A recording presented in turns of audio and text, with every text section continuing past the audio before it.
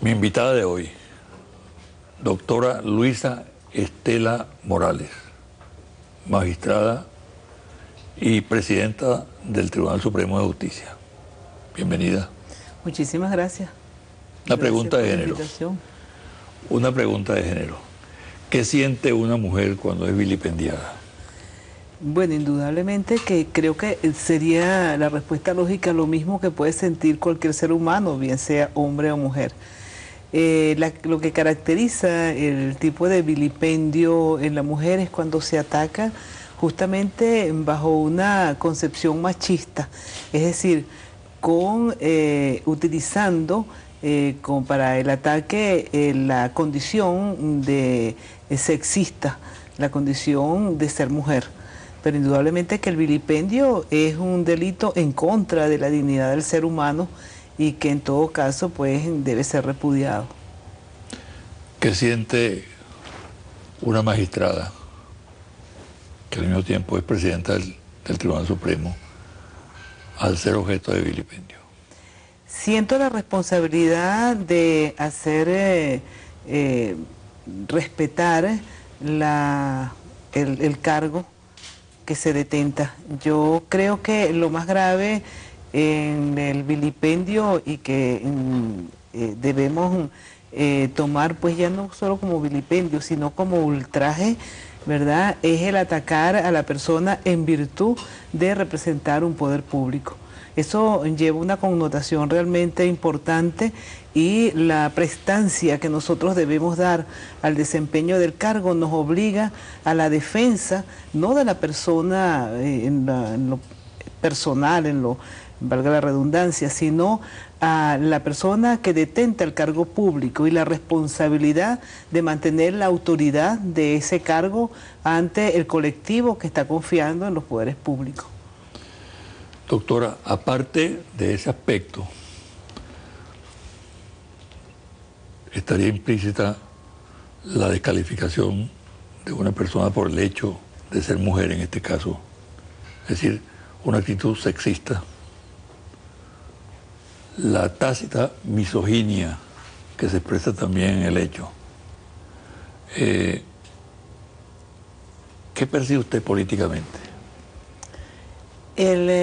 Percibo que este tipo de hechos que constituyen delito y que más que vilipendio es ultraje a mi juicio, ¿verdad? Porque va dirigido a atacar a la persona del funcionario público, tal vez constituya una de las conductas delictuales más antiguas en el sentido del castigo. Incluso desde la época de los romanos, el agravio a un funcionario público era castigado con mucha fuerza.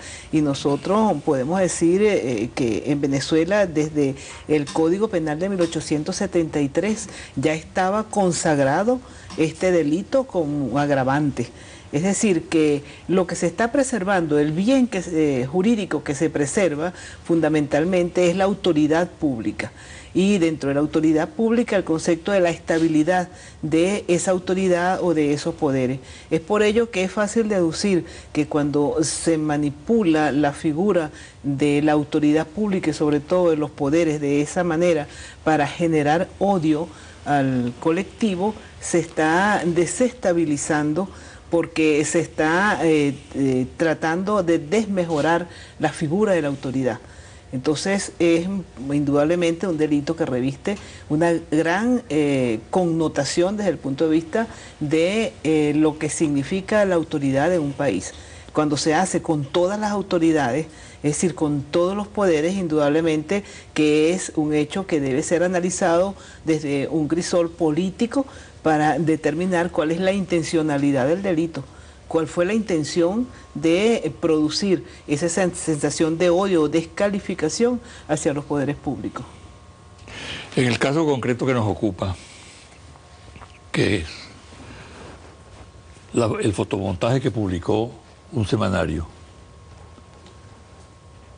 donde aparece usted, la fiscal general, la defensora, la contralora, todas figuras femeninas con cargos muy importantes en los poderes públicos.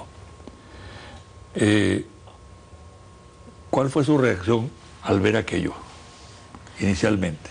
La primera reacción fue de preocupación, por cuanto indudablemente que para cualquier jugador, y en este caso yo lo veo desde la óptica del Poder Judicial, y la condición de juez la lleva uno por dentro, ¿no? Enseguida percibí la necesidad de la sanción. Y por supuesto la responsabilidad de lo que esa sanción pudiese acarrear. Entonces la primera reflexión fue hasta qué punto realmente se está ultrajando o vilipendiando la figura de los poderes públicos. De ser así, vamos a buscar la vía para que no quede impune el hecho, pero que la sanción realmente sea equilibrada y que tampoco se produzca un daño mayor por el hecho pues de la reacción que pudiésemos tener como poderes públicos. ¿Por qué se sancionó también el medio de comunicación? En principio se considera que el medio de comunicación es un instrumento que se utilizó, ¿verdad?, para poder hacer pues o cometer este delito, y el artículo del Código Penal, y de acuerdo con el diccionario académico, cuando se refiere al término ultraje, se refiere a una injuria, un desprecio que puede ser de obra o de palabra, ¿verdad? Y que se comete por medio de palabras, de hechos, gestos o actitudes. Entonces, indudablemente que había que cerrar la posibilidad de que se continuara cometiendo el delito. Había que la responsabilidad de evitar esto.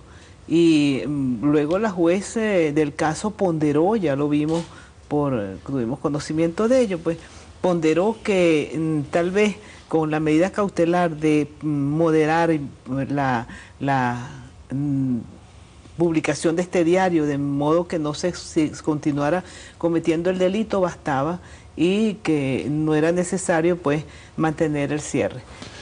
La crítica, magistrada, a las personas, sean de gobierno o de oposición, dirigentes políticos o no, medios de comunicación, instituciones en general, es absolutamente pertinente en un sistema democrático. Nosotros vivimos en una democracia y por tanto las instituciones no pueden estar en una situación que las coloca al margen de la crítica. La crítica es fundamental. ¿Cuál es el límite de la crítica? Justamente, ¿O cuál sería el límite de la crítica? Sí, justamente el límite de la crítica, algo que es absolutamente tan intangible que uno pudiera establecerlo taxativamente, ¿verdad? Pero el límite de la crítica indudablemente que es el respeto. En el momento en que la crítica se constituye en un irrespeto a la persona o a la institución, desde ese momento comienza a ser dañina para el colectivo, para el país, para el poder constituido, el poder legítimo. Es decir, que la crítica es sana, y yo soy una de las que considero que es importante la crítica, y yo soy una gran lectora de todos aquellos artículos en los cuales se nos señalan hechos que indudablemente que pudiesen constituir algún error dentro del ejercicio del poder público, y uno pondera si realmente están en lo cierto o no. Eso no ofende a nadie, al contrario, ayuda en el ejercicio del poder público. Ahora bien, cuando se hace con la intención de generar odio, que se siente a través de el desprestigio, la forma como se utiliza, en este caso, incluso de una manera que implica una serie de elementos, ¿no? La situación de la mujer, una especie de violencia de género, además de eso, pues resaltando la incapacidad de la mujer para desempeñar los cargos si no hay una figura masculina que le impone. Es decir, hay una serie de elementos, un entramado que indudablemente incitan al odio y al desprecio por las personas que, además de ser autoridades, pues somos mujeres y estamos desempeñando el cargo. Muy diferente, por ejemplo, si se nos señalara que nos hemos equivocado en algún momento en alguna de las actuaciones por desconocimiento, ignorancia o cualquiera de estos otros factores, ¿verdad? O incapacidad para desempeñar el cargo. porque allí pues la discusión estaría planteada en una crítica sana. Pero cuando sencillamente se toma como único elemento el ser mujer y estar desempeñando un cargo, indudablemente que allí está íncito el insulto, el odio, el desprestigio y la injuria a la mujer y al poder público que representa.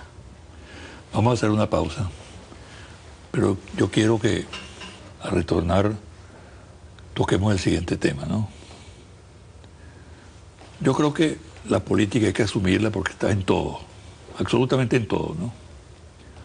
Hay gente que mantiene una actitud hipócrita en el sentido de que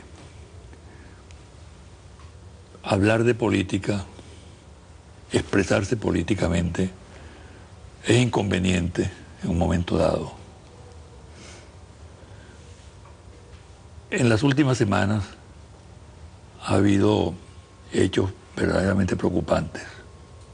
Campañas, por ejemplo, contra la Fuerza Armada Nacional Bolivariana, contra los altos mandos de la Fuerza Armada Nacional Bolivariana, contra el Consejo Nacional Electoral, cuando estamos a las puertas de un proceso electoral, muy delicado, por cierto. Y esta agresión de género a quienes ejercen altos cargos en los poderes públicos, Tribunal Supremo, Fiscalía, etc. ¿Se corresponde esto con una campaña desestabilizadora?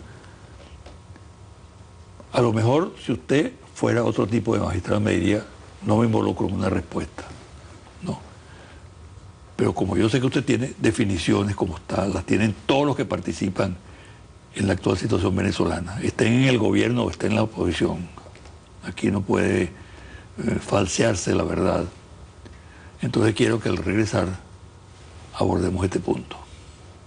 ¿Cómo no? Bueno.